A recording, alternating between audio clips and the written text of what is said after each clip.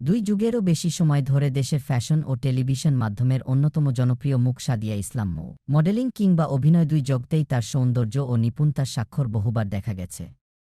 এবার তাকে দেখা যাবে কাজী আনোয়ার হোসেনের বিখ্যাত মাসুদ রানা সিরিজ অবলম্বনে নির্মিত ওয়েব ফিল্ম গহীন অতলের অন্যতম প্রধান চরিত্রে।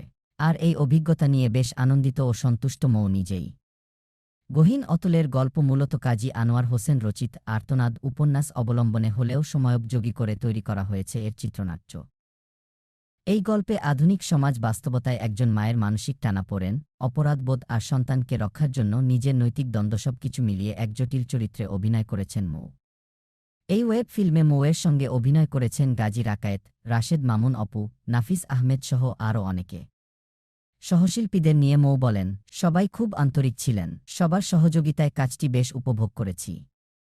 একটা ভালো টিমওয়ার্ক ছিল, যেটা স্ক্রিনে বোঝা যাবে বলে মনে করি। ওটিটি প্ল্যাটফর্ম নিয়ে মৌ বলেন, ওটিটি প্ল্যাটফর্ম এখন দর্শকদের কাছে পৌঁছানোর দারুণ একটা মাধ্যম।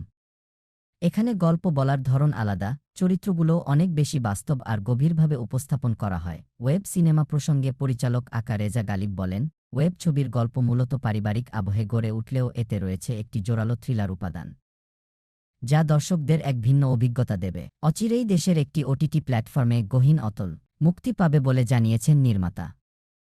এরই মধ্যে এর দৃশ্যধারণ প্রায় শেষ, বর্তমানে পোস্ট প্রোডাকশনের কাজ চলছে।